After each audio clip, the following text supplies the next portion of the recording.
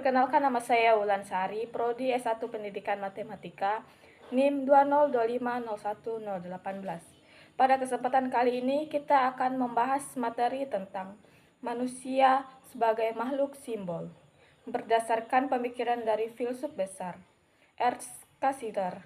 Materi ini sangat penting karena akan membantu kita memahami apa yang membedakan manusia dengan makhluk lain, dan bagaimana manusia membangun kebudayaan melalui simbol-simbol. Pertama-tama kita kenali dulu dengan tokohnya.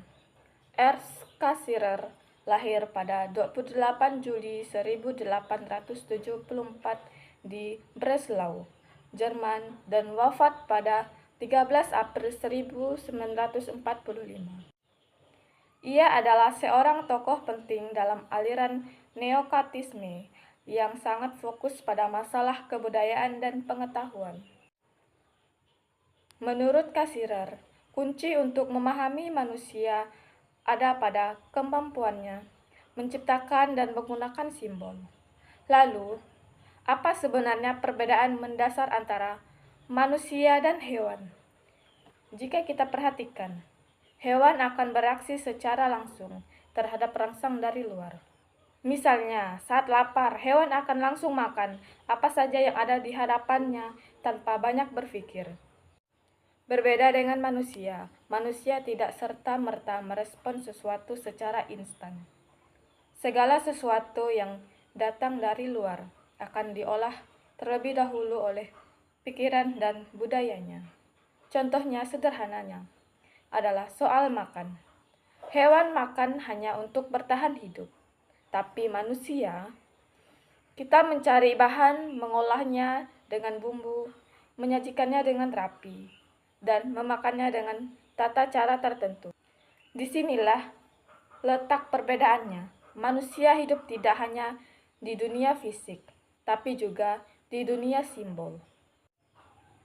Cassirer mengatakan bahwa manusia dikelilingi oleh jaring-jaring simbolis yang sangat halus dan rumit. Manusia tidak pernah melihat atau merasakan sesuatu secara mentah begitu saja. Selalu ada simbol yang menjadi perantara. Manusia membungkus dirinya dengan berbagai bentuk seperti bahasa, kesenian, mitos, ritual, dan agama. Karena itulah, cara pandang manusia terhadap dunia selalu kaya makna dan terus berkembang. Lalu, apa saja yang termasuk dalam jaring-jaring simbol tersebut? Ada beberapa elemen utama yang menjadi dasar kebudayaan manusia. Pertama adalah bahasa.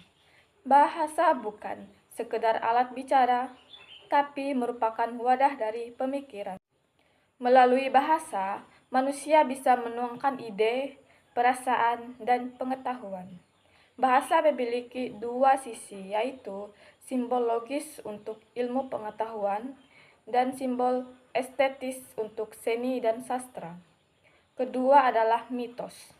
Mitos sering dianggap cerita khayalan, tapi sebenarnya mitos memiliki logika tersendiri. Mitos menyantungkan unsur teori dan imajinasi. Mitos menjadi cara manusia awal memahami alam semesta dan asal-usul kehidupan. Ketiga adalah religi. Religi menjadi simbol penghubung antara manusia dengan yang gaib atau Tuhan. Ini memberikan makna spiritual dan pedoman hidup. Keempat adalah seni. Seni adalah simbol ekspresi keindahan dan perasaan. Melalui seni, manusia bisa mengekspresikan apa yang tidak bisa diungkapkan oleh kata-kata.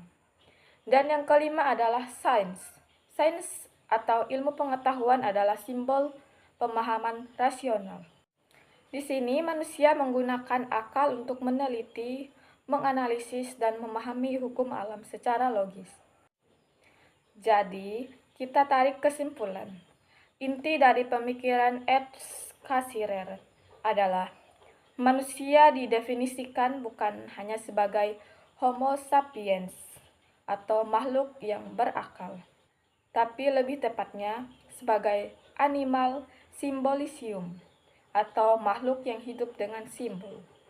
Kemampuan menciptakan simbol inilah yang membuat manusia bisa berbudaya, berkomunikasi secara kompleks, dan terus berkembang sepanjang masa.